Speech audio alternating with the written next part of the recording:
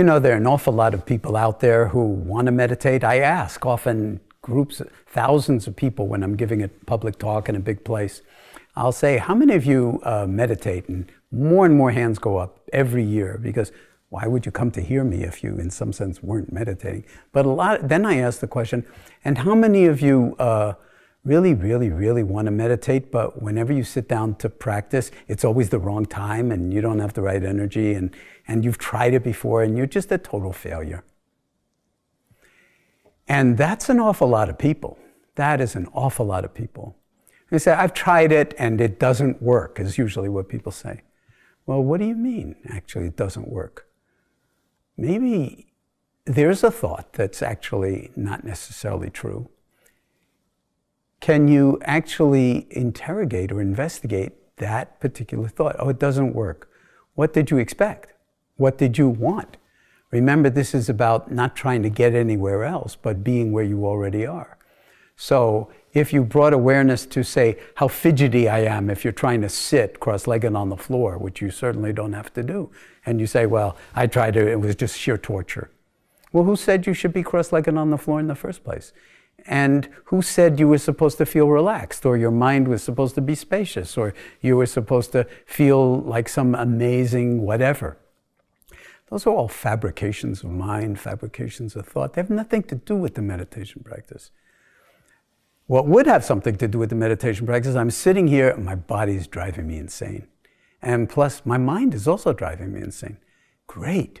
That's someplace we can drop in, we can work with. How does that feel? Can I embrace the discomfort, the agitation, the irritability, the impatience? Can I hold them all in awareness and just let them be in this timeless moment we call now? And the answer is, yeah, you can, if you give yourself over to doing that, if you remember at that particular moment that it's not about making all that go away so you can have a great meditative experience. That is your meditative experience in this moment. How agitated you are, how the thinking mind never ever stops. Can you hold that in awareness and then connect, as was said, to your awareness, to rest in awareness, and see what happens to all that agitation when you befriend it, when you put the welcome mat out for it. So when people say to me, like, I tried the meditation and it doesn't work for me, my mind is too unruly or whatever,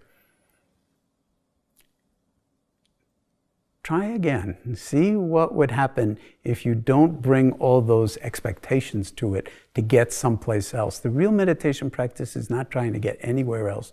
It's to allow yourself to be where you already are. And as soon as you drop in on this, as soon as you learn how to be comfortable resting in awareness no matter what is happening in the inner and outer world, then all of a sudden that becomes healing, that becomes transformative. In some sense linked up to an ongoing process of learning from your own experience, not from me, not from anything but your own willingness to attend. And then out of that learning, you can't help it, this is what humans do, we grow. We grow more wise, we grow more intelligent from observing our own experience, and out of that, healing. Coming to terms with your discomfort or your agitation or your boredom or whatever mind state or body state you're experiencing. And in that lies transformation, right in that moment, not in some pie in the sky future. So this is all basically interwoven into this one timeless moment we call now, if you're willing to adventure in that domain without saddling yourself with all these baggage and heavy weights that have nothing to do with what real mindfulness practice is all about.